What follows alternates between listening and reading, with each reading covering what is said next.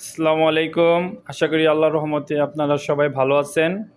তো আজ আপনাদের সামনে নামাজ সম্পর্কে গুরুত্বপূর্ণ হাদিস পেশ করিবেন হজরত মাওলানা আব্দুল কাদের।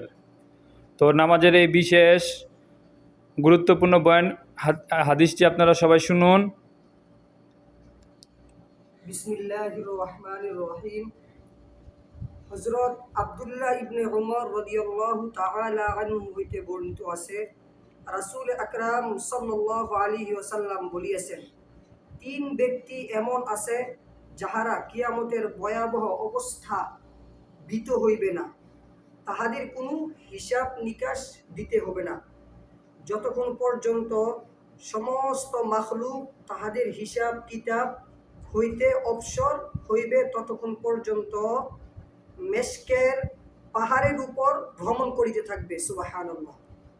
1 নম্বর, সেই ব্যক্তি যে আল্লাহর সন্তুষ্টি লাভের জন্য কোরআন পড়িয়াছে এবং এমনভাবে ইমামতি করিয়াছে যে মুক্তাদিগণ তাহার প্রতি সন্তুষ্ট রহিয়াছে।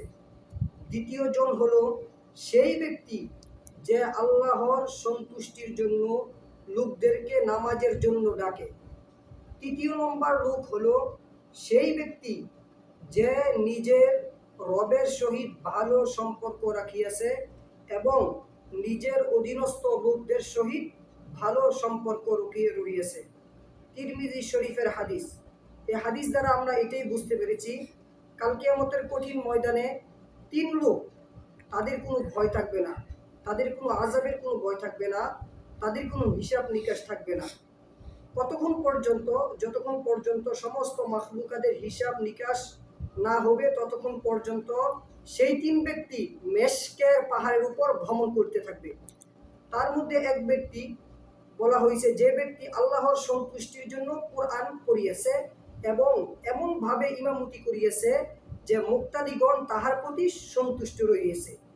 তার মধ্যে 2 নম্বর হলো সেই ব্যক্তি যে কিনা আল্লাহর সন্তুষ্টির জন্য লোকদেরকে নামাজের জন্য ডাকিয়েছে, মানুষকে দেখানোর জন্য ডাকে নাই, আল্লাহকে রাজি খুশি করার জন্য আরেক ভাইকে নামাজের জন্য ডেকেছেন যে ভাই আসেন নামাজের মধ্যে আসেন। এটা হলো 2 নম্বর লোক।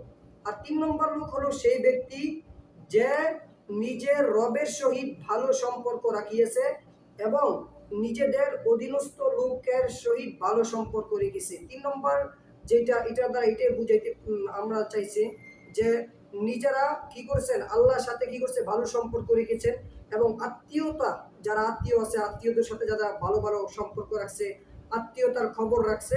আল্লাহ রাব্বুল আলামিন বলছে কাল কিয়ামতের কঠিন ময়দান যখন কায়েম হয়ে যাবে সেদিন এই তিন লোক কোনো ভয় থাকবে না, তাদের কোনো আযাবের কোনো ভয় থাকবে না, তাদের কোনো হিসাব নিকাশ থাকবে না। আল্লাহ পাক রব্বুল আলামিন আমাদেরকে কবরে যাওয়ার আগে যে 3টা জিনিস আছে সেই 3টা জিনিস মেনে আমাদের সাথে নিয়ে কবরে যাওয়ার মতো তৌফিক দান করুন। আসসালামু আলাইকুম ওয়া রাহমাতুল্লাহি ওয়া বারাকাতুহু।